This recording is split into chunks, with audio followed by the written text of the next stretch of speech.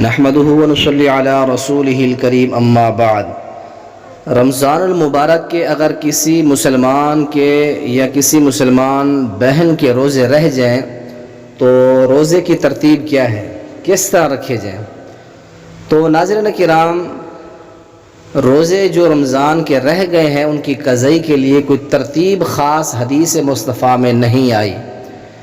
آپ کو جب وقت ملے، جس طرح ملے، جس مہینے میں ملے، آپ روزے رکھ سکتے ہیں۔ شرط یہ ہے کہ اگلے رمضان سے پہلے آپ نے ان روزوں کو پورا کر لینا ہے جو آپ کے رہ گئے تھے۔ اسی طرح ایک حضرت انس رضی اللہ تعالی عنہ کے حوالہ سے ایک اثر مصنف ابن ابی شیبہ کے اندر موجود ہے۔ آپ نے فرمایا ان شئت فقد رمضان متتابعا وان شئت متفرقا۔ حضرت انس رضی اللہ تعالیٰ عنہ نے فرمایا اگر تو چاہے رمضان کی قضا مسلسل اور ترتیب سے رکھ یا چاہے تو بغیر ترتیب کے ساتھ رکھ دے، یعنی اگر آپ چاہیں آپ کے 3 روزے رہ گئے تھے تو کسی تاریخ کو اب شروع ہو جائیں، 3 کے 3 رکھ دیں، 1 2 3 دن کر کے، یا آپ ایک ہفتے میں 1 رکھ لیں، دوسرے ہفتے میں دوسرا، تیسرے ہفتے میں تیسرا، اس طرح بھی آپ رکھ سکتے ہیں۔